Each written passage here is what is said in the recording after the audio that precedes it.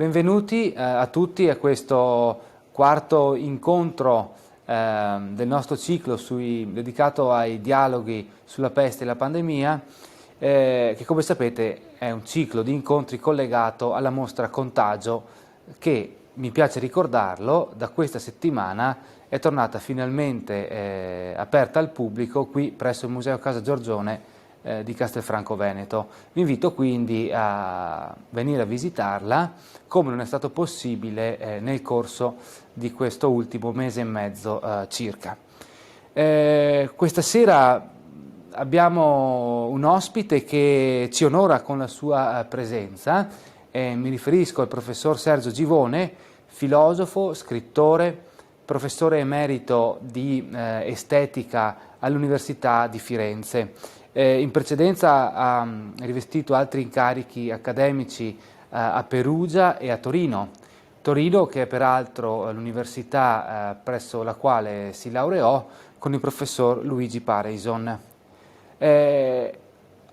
Si può dire che il professor Givone abbia tenuto cicli di conferenze e di seminari un po' nelle università di tutto il mondo, da Stanford alla Columbia negli Stati Uniti, la Sorbona, Heidelberg, Madrid, Barcellona, solo per citarne, ecco, alcune.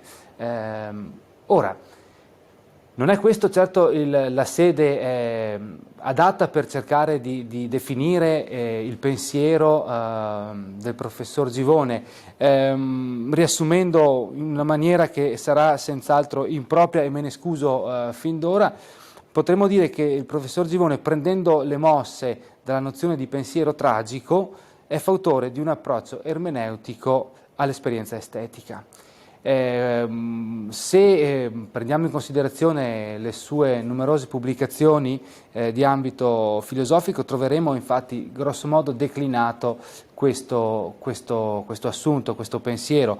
Cito soltanto alcune delle sue opere: il bibliotecario di Leibniz, la storia dell'estetica, la storia del nulla, Dostoevskij, la filosofia, e naturalmente Metafisica della peste, che è il libro intorno al quale ragioneremo questa sera.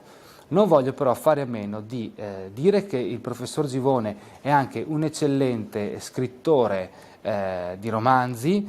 Dopo la favola delle cose ultime è seguito Nel nome di un dio barbaro, che peraltro è stato un libro strega, e Non c'è più tempo. Recentemente invece c'è uscito per Solferino, se non sbaglio, questo libro Fra terra e cielo, dedicato alla complessa e straordinaria opera di costruzione della cupola del Brunelleschi, che diciamo si situa, se mi è concesso così dire in questi termini, tra la narrativa e la saggistica, ed è frutto di un'esperienza che personalmente mi incuriosisce molto, che è quella del professor Givone, quale fabbriciere dell'opera del Duomo di Firenze. Dunque, adesso veniamo al tema di questo incontro, che è questo libro, Metafisica della peste, colpa e destino.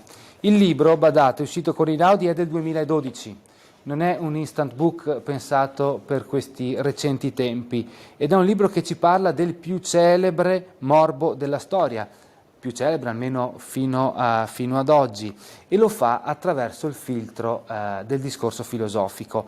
La peste, infatti, come è stato evidenziato ormai in alcuni degli incontri che abbiamo organizzato qui, è al tempo stesso natura e metafora, è il nome di qualcosa, in altre parole, che accompagna la ricerca di senso dell'uomo da secoli e secoli. Abbiamo voluto fermamente inserire questa chiave di lettura nella nostra rassegna proprio perché toccava un approccio, per così dire, che nei nostri documenti rimane invece piuttosto in secondo piano, poco percepibile, perché i documenti hanno altro taglio, altri temi, e questo aspetto, diciamo, della peste natura e peste metafora restava un po' sul margine. Considerata dunque la vastità del tema, abbiamo pensato di giocare questo dialogo in questi termini, un po' all'antica, con una sorta di commenti alla lettura, vale a dire che leggerò qualche breve passo del libro del professor Givone e poi il professor Givone, mi scusi, cercherà di illustrarcelo e commentarcelo al meglio. Prima però, professore, vorrei farle una domanda così, per rompere, diciamo, il ghiaccio, come si suol dire, che è questa: come è nato questo lavoro e per quale ragione lungo il suo percorso di studio ha intercettato il tema della peste? E come è nato questo lavoro? Vede, io credo che abbiamo a disposizione delle antenne molto sensibili che ci permettono di cogliere, di catturare, di captare quei grandi fenomeni dentro i quali noi viviamo, ma che proprio per la loro prossimità, perché ci stanno addosso, noi viviamo dentro questi fenomeni, allora non li vediamo, non capiamo che cosa siano, che cosa stia accadendo. Queste antenne sono le parole che noi usiamo, è il linguaggio di tutti i giorni, ma anche il linguaggio che ci aiuta a riflettere, a pensare, a comunicare queste nostre riflessioni. Ebbene, mi è capitato di osservare che proprio il linguaggio quotidiano portava dentro di sé sempre più spesso parole che avevano a che fare con la peste, che avevano a che fare con il contagio, perché la peste sono tante le forme della peste, ma tutte sono malattie contagiose. Si parlava di peste prima che il Covid si manifestasse, appunto nei primi anni di questo nuovo millennio, sempre più spesso. E se ne parlava sempre a partire dal contagio. Non è un caso che anche la nostra mostra abbia questo titolo. In che senso dico questo? Nel senso, a che cosa mi riferisco in sostanza? Al contagio economico, al contagio linguistico, al contagio sessuale e quindi alla peste economica, la peste linguistica, la peste sessuale. Di che peste sto parlando? Per l'appunto dell'AIDS, per esempio, vissuta come la peste del nuovo millennio e come una forma di contagio, ma anche della peste linguistica, e cioè di quella corruzione del linguaggio per cui le parole venivano snaturate e gli stessi parlanti non se ne rendevano conto. La peste economica. Si parlava soprattutto allora, ma oggi la peste è la dimostrazione che economia e politica sono difficilmente, è un nodo che non si può sciogliere, ma soprattutto allora, nei primi anni di questo millennio, poi sulla soglia del 2010, sono gli anni in cui il libro è stato pubblicato. Ecco, la peste economica, il contagio, le economie deboli o le economie malate, tra le quali la nostra era sempre la più malata delle economie deboli, delle economie malate, contagiano le altre. Ecco, la peste sparita dal mondo in quanto peste, quella peste che veniva trasmessa attraverso viaggi per mare e così via, tornava alla ribalta in una forma grandiosa, eclatante. Appunto, la peste del nuovo millennio sarebbe stata quella che avrebbe messo a rischio l'umanità, l'AIDS.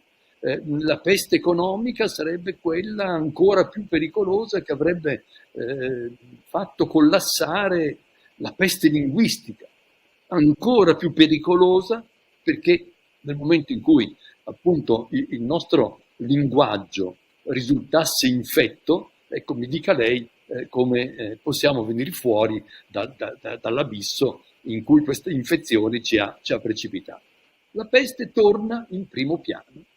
Ecco, ho dedicato alla peste un libro filosofico proprio per questo motivo, perché lei ha ragione, i documenti che ci parlano della peste linguistica o della peste sessuale o della peste economica, nulla dicono di quelle che sono le strutture di pensiero, di quelle che sono le ragioni profonde di questi fenomeni. La filosofia ci può aiutare ed ecco il libro Metafisica della peste, metafisica, al di là dei fenomeni, ma per spiegarli, per capire da dove vengono e verso dove ci stanno portando questi eventi, questi fenomeni.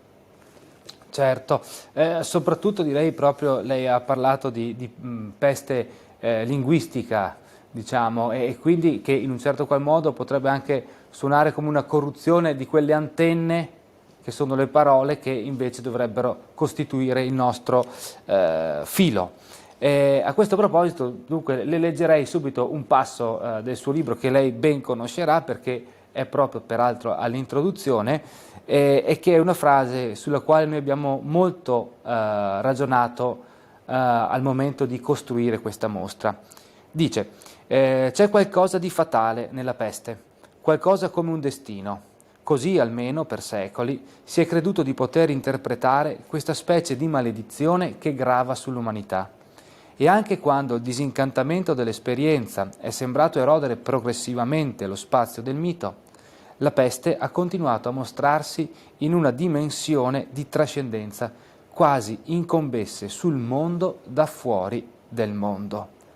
La mia domanda è dunque questa: in che termini la peste può incombere sul mondo da fuori del mondo? Incombe sul mondo, nel senso che nel mondo è soltanto nel mondo che noi ne facciamo esperienza, che noi ne patiamo la sua incombenza. E tuttavia come se venisse fuori dall'aldilà, dal di fuori, nel senso che nessuno di noi ne è veramente responsabile. Nel senso che nessuno di noi, qualcuno ha inventato la figura dell'untore, avendo bisogno di rispondere a questa domanda, ma allora, se è un destino la peste, chi ne ha colpa, chi ne ha la responsabilità? E si è inventata questa, si è data questa falsa risposta, con la figura dell'untore, ma falsa risposta che sta lì a dimostrare la nostra incapacità di risolvere il fenomeno della peste all'interno delle cause e degli effetti che regolano i fenomeni del mondo.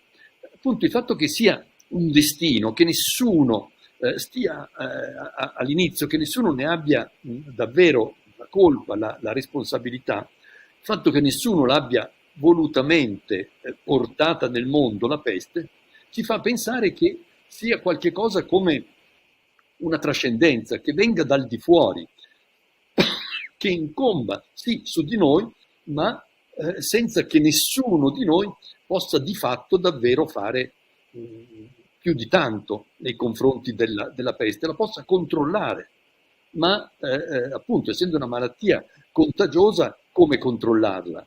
Attraverso, oggi si dice, il distanziamento sociale, ma anche allora, in tutti i secoli, nei 2 millenni in cui la peste si è manifestata nel nostro mondo, il distanziamento sociale, sempre di quello si è trattato. Non abbiamo mai avuto altro sistema per controllarla, se non per tenerla sotto controllo, se non per evitarla, salvo il vaccino. Il vaccino in realtà è una novità assoluta che riguarda noi moderni. Ma torniamo a noi. Noi che siamo vittime di qualche cosa che possiamo tenere sotto controllo, ma non possiamo assolutamente dominare. Ecco perché la peste, questa cosa del mondo, questa cosa di cui noi facciamo esperienza, è al tempo stesso cosa che viene da fuori. E, la peste è un destino. Vede, noi oggi la parola destino non la usiamo quasi più, proprio perché ci riesce difficile pensare una trascendenza che ci esclude, sulla quale noi non abbiamo nessun potere. E tuttavia sono proprio fenomeni come questi di cui stiamo parlando che ci impongono di riportare in primo piano quelle categorie, quelle parole che abbiamo disimparato a usare, ma che abbiamo bisogno, di cui abbiamo bisogno, perché senza quelle parole non ci capiamo più, non riusciamo più neanche a capire di che cosa stiamo parlando. Un destino, cioè una forza, una potenza che irrompe nel nostro mondo come se venisse dal di fuori. Sono tanti, sempre di più, non solo la peste, non solo il Covid, non solo quelle epidemie che diventano pandemiche proprio perché il loro regolatore, il motore che le fa essere è il contagio, ma tanti fenomeni. Pensi all'inquinamento, pensi alla distruzione dell'ambiente naturale, alla distruzione, forse, ancora un'ipotesi, ma un'ipotesi molto realistica, delle condizioni stesse che ci permettono di vivere umanamente sulla Terra. Ebbene, si tratta di forze, di un intero apparato su cui nessuno ha il dominio, neanche l'uomo più potente di questa terra può davvero nulla rispetto a questi processi che si dice sempre più spesso sono non solo avviati ma sono irreversibili. Ecco, tutto ciò ha carattere destinale, ma il problema che la peste ci pone è un problema ancora più complesso, ancora più delicato, perché questo destino è il nostro destino. È sì un destino e quindi qualche cosa di fronte a cui nessuno può davvero fare niente di risolutivo, eppure qualcosa di fronte a cui tutti hanno una qualche responsabilità. Prendiamo la peste. Abbiamo detto che la peste è una patologia il cui nucleo è, il cui motore è il contagio. Il contagio riguarda tutti. Il contagio fa di ciascuno il responsabile nei confronti di tutti gli altri. Perché questo vuol dire malattia contagiosa. Malattia che si trasmette attraverso quella mancanza di attenzione reciproca che per l'appunto produce il contagio. Allora, destino da una parte, colpa dall'altra. Destino da una parte, contagio che prevede responsabilità dei singoli, che prevede... E come stanno insieme queste due cose? O destino o responsabilità, o destino o colpa. Se c'è destino e se è destino, che colpa ne ho io? Se c'è colpa e c'è qualche cosa che non è destino. Invece la peste ci mette di fronte a questo paradosso che è il paradosso forse più proprio e più tragico del nostro tempo, che è la nostra responsabilità, la nostra colpa nei confronti del destino.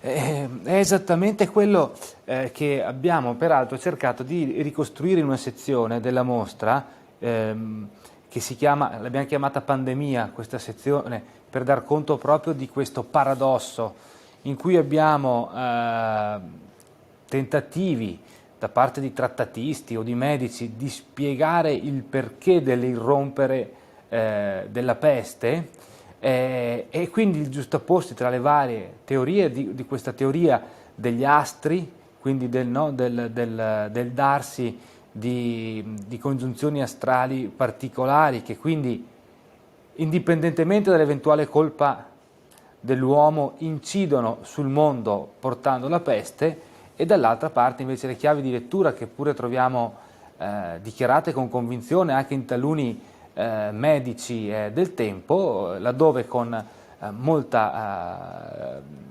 franchezza dal loro punto di vista a un certo momento dicono della peste che manda il Dio, altra cagione non v'è se non che sia per i peccati nostri, dice ad esempio uno di questi medici. Quindi è proprio l'altra polarità, che è quella della colpa. Dunque, uno dei motivi per cui è più raccomandabile la lettura del libro Metafisica della peste, a mio giudizio, è anche per la densità quasi enciclopedica per certi versi con cui raccoglie le riflessioni di svariati pestigrafi che hanno scritto di peste nella storia, da Lucrezio a Tucidide a Boccaccio, Edgar Allan Poe, ad Albert Camus, solo per citare alcuni tra i più noti. Uno di questi, e è qui a questo che orienterei ora la mia successiva domanda e lettura, è Jack London, l'autore nel 1910 della Peste Scarlatta, un libro che antevedeva per il 2013 questa straordinaria pestilenza che avrebbe ridotto l'umanità sostanzialmente a uno stato primitivo con pochissime cellule sociali sparpagliate in un mondo completamente per il resto disabitato. E il pezzo che leggo è questo.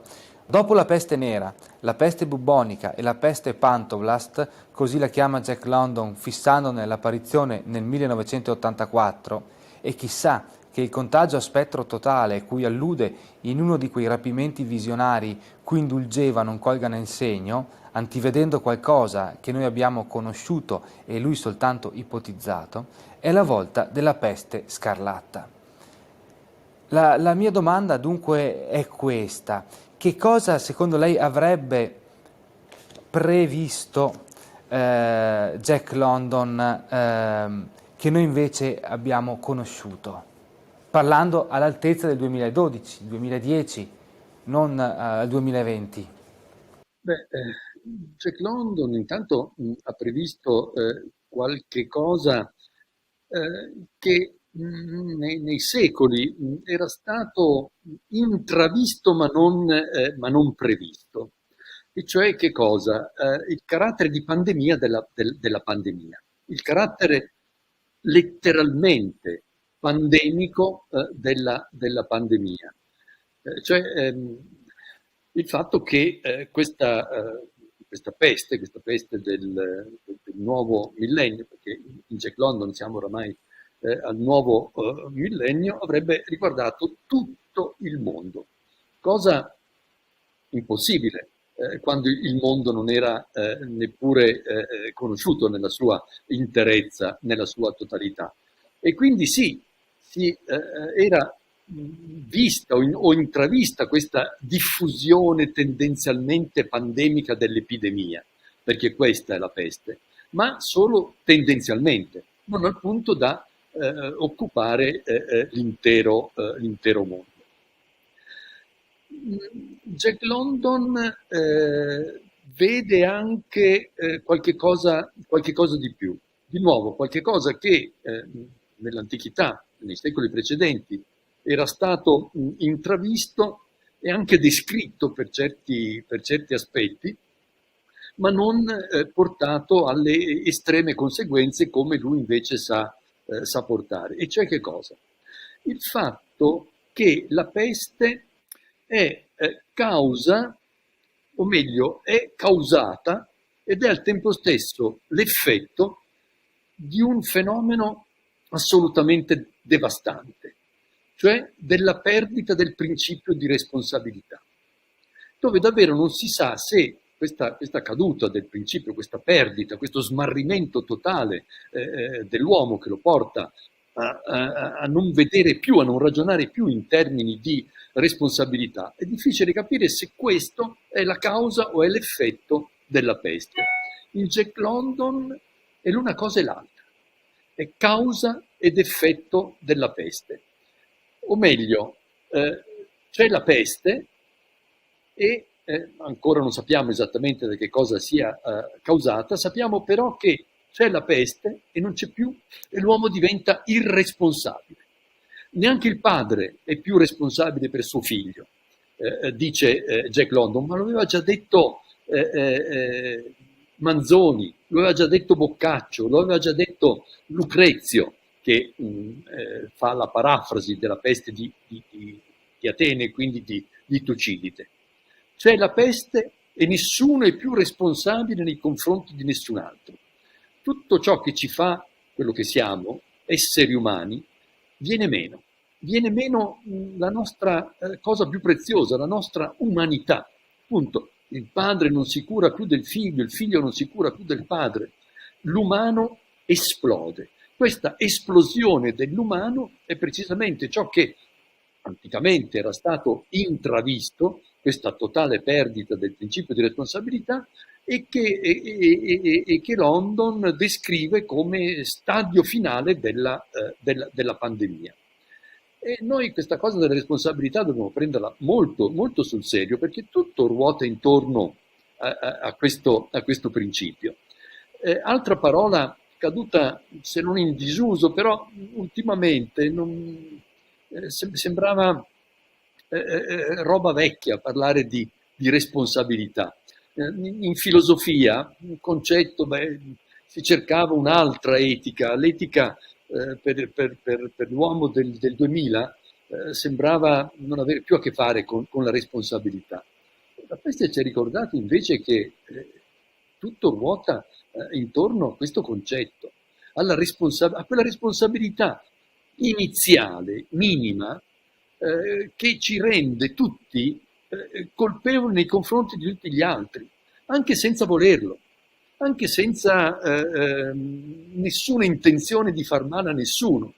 E tuttavia io, in quanto portatore di contagio, sono colpevole di contagiare l'altro. Colpevole, ecco, questa parola è una parola che, di nuovo, si è corrotta, si è impoverita, non vorremmo più usarla. Ma come si fa a non usare questa parola? Perché colpa, appunto, lo sapevano già gli antichi, colpa è quella responsabilità di tutti nei confronti di tutti gli altri che va attinto a un livello più profondo, cioè più profondo della coscienza, più profondo della consapevolezza dell'azione, dove per l'appunto siamo tutti responsabili nei confronti di tutti gli altri, anche se non ce ne rendiamo conto, magari solo perché non ce ne rendiamo conto, magari solo per disattenzione. E tuttavia il richiamo che viene da questa parola è a fare attenzione a qualche cosa che ci sfugge, qualche cosa che nessun tribunale ci imputerebbe mai. Nessun tribunale mi imputerebbe mai un gesto di disattenzione. E tuttavia è proprio quel gesto di disattenzione a fare di me un colpevole. È davvero, davvero difficile passare, no, da un aspetto all'altro delle nostre argomentazioni, perché io avrei personalmente, credo come anche i nostri ascoltatori, un attimo proprio di così. Le cose che ci sta dicendo il professor Givone sono veramente, veramente illuminanti. Però un po' il passaggio successivo che vengo ora a sottoporle in un certo senso contraddice questa mia impressione, nella misura in cui io sto ora proprio, prima avendo letto il libro e ora ascoltandola, l'impressione che la peste abbia dunque molto da insegnarci. Però lei nel libro, nel capitolo Experimentum Crucis, fa un'osservazione che è questa: non che la peste abbia qualcosa da insegnare, semmai è vero il contrario. al suo annunciarsi i riti e i miti che accompagnano la beata incoscienza della vita si sfarinano, donde il concentrarsi dell'attenzione in un unico fuoco ossessivo, da una parte, e dall'altra la moltiplicazione sfrenata e demente degli atteggiamenti compulsivi. Fa così irruzione l'inconcepibile, di fronte a cui l'intelligenza abdica al suo compito, che è quello di tessere una trama degli eventi e darne spiegazione, non riuscendo più a stabilire rapporti fra l'architettura della realtà e la sua implosione. Ed è esattamente quello che lei ci ha appena ora raccontato. Sul filo di questa osservazione io vorrei ora chiederle, e un po' pescando la precedente lettura, quella relativa alla peste scarlatta e le considerazioni che poi ne sono conseguite, si può dire, facendo così una sorta di paragone provocatorio, sostenere che questa tipologia di epidemia, di pandemia in cui stiamo ancora vivendo, sia accostabile più alla peste scarlatta che alla peste nera? Vede, tanto un'osservazione rispetto alla lezione che la peste ci dà o non ci dà. Proprio così, la peste ci dà e non ci dà togliendoci. Che cosa voglio dire? Che non c'è lezione più terribile che quella che consiste nel fare tabula rasa di tutto il nostro sapere. Non c'è lezione più terribile di quella che ci porta o ci precipita nel grado zero dell'esperienza. Non c'è lezione più terribile di quella che ci mette a fronte della nostra nudità, che ci rende davvero inermi, totalmente inermi, cioè incapaci di appigliarci alle parole, a un principio di spiegazione, a delle categorie morali per spiegare quello che sta avvenendo. Abbiamo visto il principio di responsabilità. La peste lo fa saltare. Più nessuno è responsabile nei confronti di nessuno, perché l'unica cosa che resta a fronte di questo shock, di questo disastro, è salvare la propria vita. E dove c'è questo e nient'altro che questo, dove l'unico imperativo è salvati, tutto il resto viene meno. Non ci sono più parole per comunicare, non ci sono più principi a cui appellarsi per stabilire rapporti umani fra gli umani, non c'è più niente. E questa è una lezione terribile, che consiste nel cancellare tutte le lezioni precedenti, che consiste nel rendere il cielo davvero vuoto. Vuoto di che cosa? Vuoto di quei miti, di quei racconti, di quelle speranze religiose che ci permettevano di fronteggiare il male, di fronteggiare l'orrore. Ecco, questa lezione è però una lezione. Accidenti se è una lezione. È quella che ci riporta all'origine di ogni nostro sapere. E se ci riporta all'origine di ogni nostro sapere, ecco che cos'è la peste. La peste è quella a partire dalla quale siamo costretti a raccontarci sempre di nuovo il mondo come partendo dall'inizio. Che cosa fanno? Se li ricorda quei 10 ragazzi che si incontrano in Santa Maria Novella e non sanno più che cosa fare, la città è devastata, è preda della peste e appunto i figli fuggono i padri non ci sono più famiglie, tutto è sfasciato e se ne vanno in campagna e che cosa fanno? Ricominciano a raccontarsi delle storie possibili, delle storie, dei miti che rendano comunicabile l'accaduto, che permettano di ricostituire una comunità, perché comunicare vuol dire questo, vuol dire costituire una comunità. Questo fanno quei 10 ragazzi del Decameron di Boccaccio.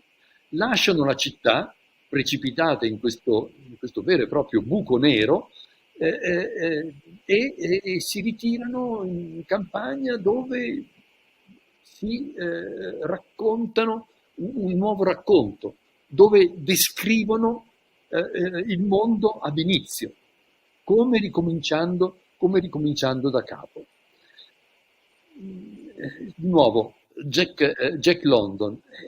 Jack London fa questo, prospetta un mondo dove un nuovo inizio è possibile grazie a una comunità che si ricostituisce comunicando come può, quello che può, quasi niente, ma comunicando, e dunque comunicando qualche cosa, ricostituendosi come comunità. Certo, a proposito appunto poi di lezioni che la peste dà e non dà, come lei ha giustamente ci ha fatto osservare, una delle questioni che più ci ha colpito costruendo questa mostra, il che significa essersi chiusi in archivio un po' di mesi a girare qualche migliaio di carte. Tra queste carte naturalmente abbiamo incontrato un po' di tutto, abbiamo incontrato processi, abbiamo incontrato ordini, abbiamo incontrato lettere, abbiamo incontrato delibere delle magistrature cittadine che cercano di arginare e contenere l'avanzata dell'epidemia. Quello che a me stupiva progressivamente, senza poi darmi, come si può dire, la soddisfazione fino in fondo di credere totalmente a quello che vedevo, è esattamente questo, cioè che le reazioni, le scelte, le decisioni, i meccanismi di fondo che vedevamo scritti in documenti del 500 e del 600, mentre li leggevamo, li vedevamo guardando fuori dalla finestra. Questo è stato così, una cosa abbastanza obliqua in termini di costruzione del nostro sguardo, pur imponendoci per una così, nella consapevolezza che il passato comunque è passato, che qualcosa di sostanzialmente e profondamente diverso comunque c'era e doveva esserci, noi continuavamo a vedere meccanismi simili e ci chiedevamo quanto questo fosse lo sguardo del presente che inquinava la lettura dei nostri documenti o quanto invece nei documenti non ci fosse effettivamente qualcosa di durevole che e rispetto alla peste dei meccanismi innescati di una stessa tipologia, benché noi si abbia avuto, insomma, tutta da rispetto a quegli anni lì, una serie di evoluzioni, come si può dire, abbiamo superato ampiamente l'illuminismo, il positivismo e così via, eppure a livello di reazione collettiva questo è quello che è capitato. E che i documenti li abbiamo riassunti in 18 parole, glielo dico professore giusto così nel caso le capitasse di passare per Castelfranco a vedere la mostra, saprà che ci sono 18 parole che sono parole che troviamo nell'oggi e che ritroviamo poi nei documenti. Mi permetto di leggerle un altro passo che chiama in causa Lucrezio, il suo quindi recupero della peste di Tucidide. Lei scrive: il fatto è che in Lucrezio non l'individuo è colpevole, ma la natura, e la natura è il terreno di coltura della peste. Vi germinano i semi del male, poiché il male è necessario. E che altro, se non questa oscura necessità, rende colpevole la natura?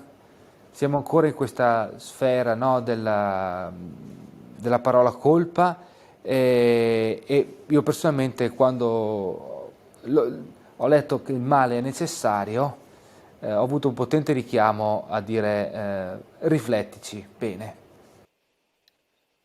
Sì, questo è un punto cruciale che merita una riflessione profonda, anche se probabilmente infinita, inesauribile. Ma prima di toccare questo punto, e lo voglio toccare, se non lo facessi mi richiami all'ordine, mi richiami su questo punto, cioè peste e natura. Eh, diciamo pure anche la peste di oggi, Covid e natura. Ha a che fare, non ha a che fare la natura con la peste. E noi siamo o non siamo colpevoli di questa colpa che si annida nel cuore stesso della natura? Siamo o non siamo colpevoli nei confronti della natura? Perché lei sa benissimo, molti hanno avanzato l'ipotesi che da lì venga la peste di cui stiamo facendo esperienza in questi giorni, da un'offesa che noi avremmo recato alla natura, al suo cuore profondo. Dobbiamo parlare di questo, ma prima mi permetta, rispetto alle parole, alle 18 parole, mi permetta di aggiungerne una, ma forse è tra quelle, anzi è la parola delle parole, ma la ricordo, contagio.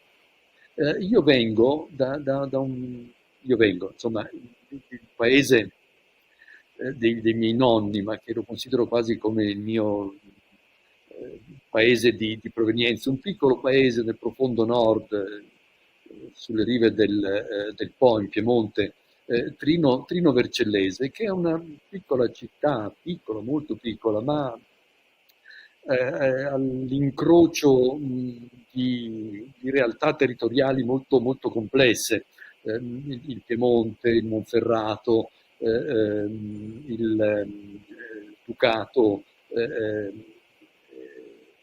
i Ducati Lombardi. E questo paese, proprio per la sua posizione, era attraversato a distanza di pochi anni da armate, da guerre, e quindi ha conosciuto la peste, come forse pochi altri paesi al mondo. Bene, c'è una parola nel dialetto, proprio in quelle pieghe del dialetto. Lei sa che le lingue, e quindi i dialetti, hanno carattere territoriale molto, molto specifico. Ogni paese ha il suo, anche se poi i dialetti sono comuni, ma nonostante questa comunanza ogni paese ha il suo. Ebbene, il dialetto di questo paese ha una parola, tanto che i cittadini, gli abitanti di questo paese, i trinesi, si riconoscono quando si incontrano in giro per il mondo, se per caso gli scappa questa parola, che è una specie di interlocuzione o di congiunzione che viene detta apparentemente a sproposito, ma viene detta. La parola è contac, contagio, che viene detta nelle occasioni più strane, insomma, ma esce dal cuore di questi trinesi la parola contagio. Da quale profondità lo possiamo immaginare? Dalla profondità dell'esperienza della peste, che è esperienza di un contagio. E tutto ruota intorno a questo contagio. Perché? Perché contagio vuol dire che siamo ciascuno di noi responsabili nei confronti di tutti gli altri, se siamo responsabili nei confronti anche di qualche cosa che nessun tribunale ci imputerebbe, vuol dire che sono responsabile nei confronti di una colpa che non so bene che colpa sia, vuol dire che sono responsabile nei confronti della natura. Ecco che cosa la lezione, una delle possibili lezioni della peste, la nostra responsabilità nei confronti della natura. Lucrezio. E Lucrezio usare per la prima volta questa parola a proposito della natura. la natura, nel cuore della natura, dice Lucrezio, c'è una colpa. E che in cosa consiste la colpa della natura? La colpa della natura consiste nel fatto che è intimamente difettosa. Colpa e difetto sono sinonimi. Perché la natura è difettosa?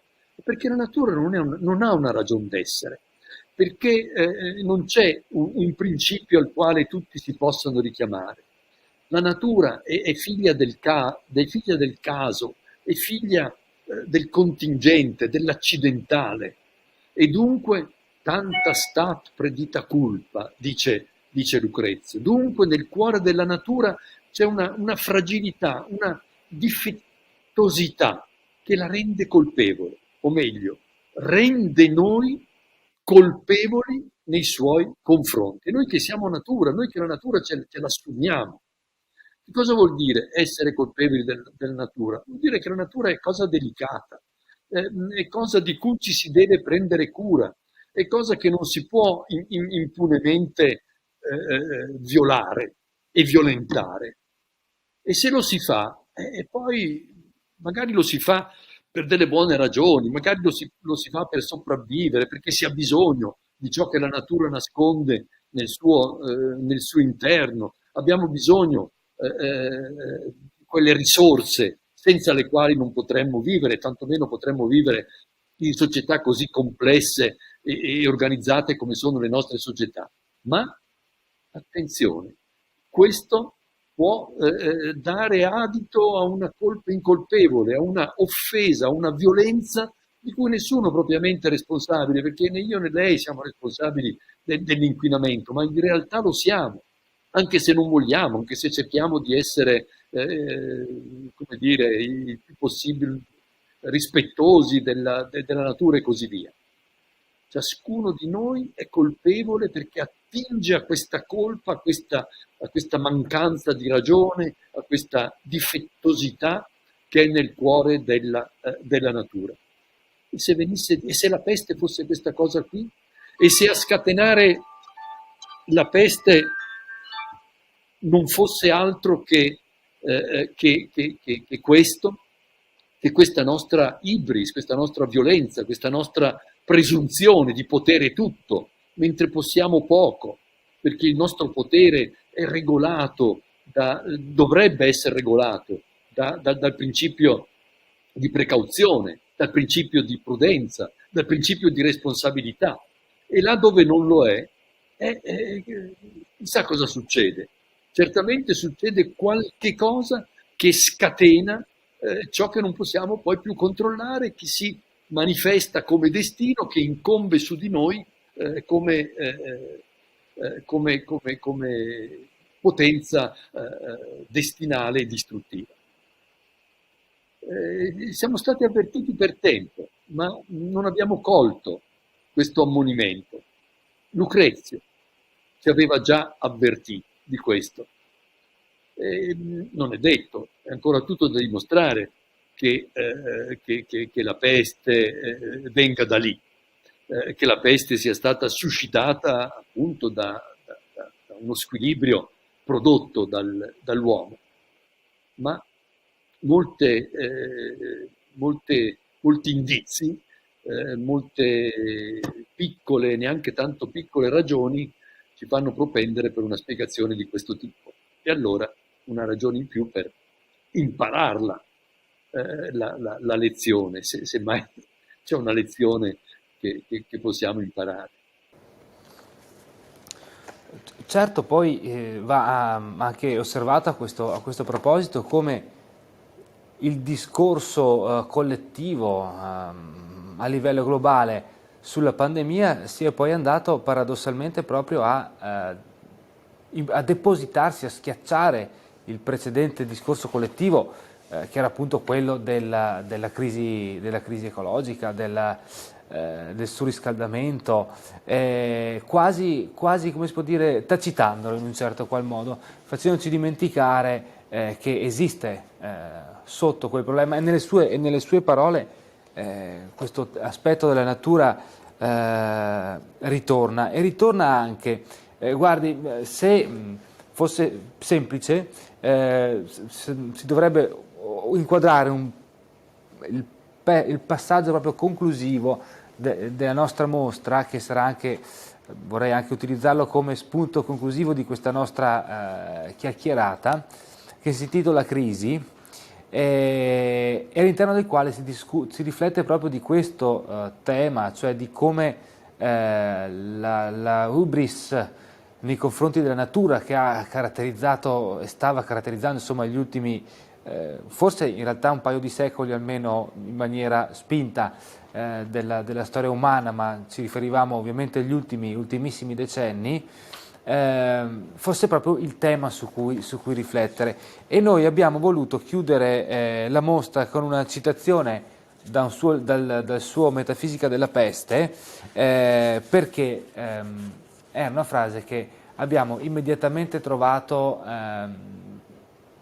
carica di speranza, e che ci ha in qualche modo nutrito. E io gliela leggo, e mi piacerebbe sentire da lei qualche cosa poi a questo proposito. La frase è questa: la peste irrompe qui e ora, è una presenza intrusiva ed esclusiva, coabita con le abitudini e i comportamenti quotidiani e li colonizza. Quando arriva, tutti i colori della vita si opacizzano e si oscurano, e ciò per cui non si avevano più occhi né sentimento torna ad apparire prezioso. Ecco, questa frase qui è veramente densa, densa di speranza, è quella su cui noi abbiamo voluto porre l'accento conclusivo del percorso della mostra, e sentirla insomma commentata da lei per noi sarà molto piacevole. Sì, arriva la peste. Io quando ho scritto quella frase non sapevo, ma in realtà lo sapevo perché avevo letto Tucidide, perché avevo letto Lucrezio, perché avevo letto Boccaccio, perché avevo letto Manzoni soprattutto. Arriva la peste ed ecco, la realtà si opacizza, ma al tempo stesso da questa opacità o dentro questa opacità ci è dato di scorgere una luce che illumina, che torna a illuminare gli oggetti della nostra vita, la nostra quotidianità, come non sapevamo neanche più che fosse questa nostra quotidianità, e la riscopriamo come in una nuova luce. Come accade questo? Accade perché la peste è una emergenza. Come si fronteggia l'emergenza? Lo abbiamo visto. Abbiamo una sola possibilità, da 2000 anni a questa parte non abbiamo ancora inventata un'altra, ed è il rispetto reciproco, è l'attenzione. Attenzione, una parola qualsiasi, banale, ma invece densa, densissima di significati.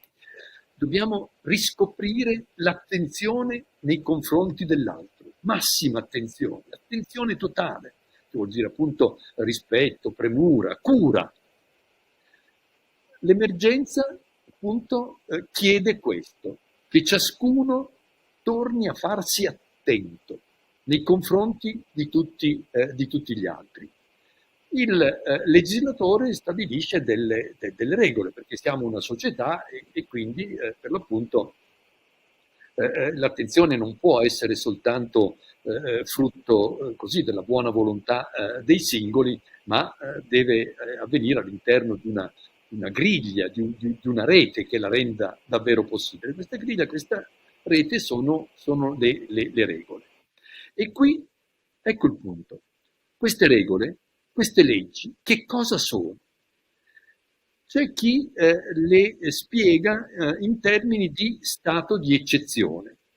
Sono quelle imposizioni che il legislatore, per l'appunto, impone a tutti gli altri, deprivandoli della loro libertà, assumendosela il legislatore questa libertà, e quindi ponendo in uno stato di eccezione o di costrizione eccezionale la società stessa. Ma siamo sicuri che questo sia l'unico modo di spiegare ciò che avviene? Cioè le norme che ci vengono imposte, queste norme che effettivamente precipitano la vita in una opacità, per cui non ci sono più rapporti tra gli uomini, ciascuno è costretto in casa sua, vive male questa esperienza e così via. Lo stato d'eccezione è l'unica spiegazione che noi abbiamo? Io non credo. Se noi, e mi rifaccio a quello che abbiamo detto nel corso di questa trasmissione, torniamo al contagio, se noi torniamo al principio di responsabilità, se lo facciamo valere questo principio di responsabilità come unico principio che ci permette di governare il contagio, quindi di evitarlo e quindi di vivere veramente l'attenzione degli uni nei confronti di tutti gli altri, allora le regole, le norme che apparentemente ci vengono imposte, dovrebbero finire, ma non sempre succede così, con l'apparire regole che noi stessi diamo a noi stessi, che noi riconosciamo come doverose, che noi riconosciamo come,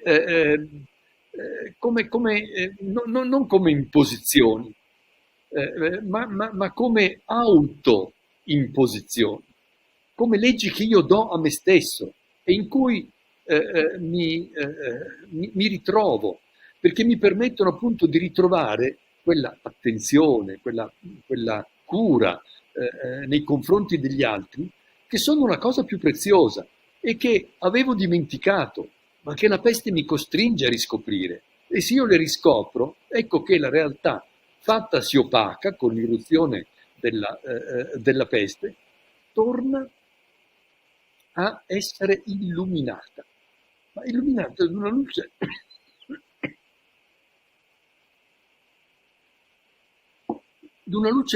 antica e nuova, di una luce che è la luce del mondo, che è la luce grazie alla quale soltanto mi sento vivo e ho rapporti con gli altri degni di questo nome, ma anche una luce che si era spenta e che la peste paradossalmente riaccende, mi costringe come dire, a riconoscere, a far mia, a ritrovarmi dentro questa luce riaccesa da quello stesso fenomeno che l'ha spenta, che sembrava averla spenta una volta per tutte. Dopo queste parole io vorrei non aggiungere delle mie sciocche parolette, perché veramente il professor Givone questa sera ci ha veramente condotto come speravamo e eravamo certi che avrebbe fatto attraverso un ragionamento che ci aiuterà a capire non soltanto meglio la peste, questa mostra, ma anche quello che stiamo tuttora vivendo. Io, professore, non posso che ringraziarla, l'ascolterei ancora per qualche ora, ma le farei un torto, trattenendola oltre, e la ringrazio quindi davvero a nome dell'amministrazione comunale di Castelfranco Veneto, a nome di tutto il team che ha costruito questa mostra e mi limito a fare un annuncio sapete che mi rivolgo a chi ci sta seguendo che normalmente annunciamo nel corso dell'incontro in corso il successivo. Ebbene, il successivo incontro non sarà tecnicamente un incontro, o per meglio dire lo sarà ma in maniera un po' particolare, nel senso che consisterà in una visita guidata fatta dal curatore alla mostra Contagio e sarà possibile prenotare questa visita che si svolgerà venerdì 14 maggio. Potete trovare informazioni scrivendo alla mail del museo oppure seguendoci sulle nostre pagine social. Detto questo, ringrazio ancora davvero di cuore il professor Givone che questa sera ci ha aiutato a capire cosa c'è dentro la metafisica della peste. Professore, grazie ancora e grazie a tutti voi che ci avete seguito. Grazie, grazie a lei, a tutti. Grazie.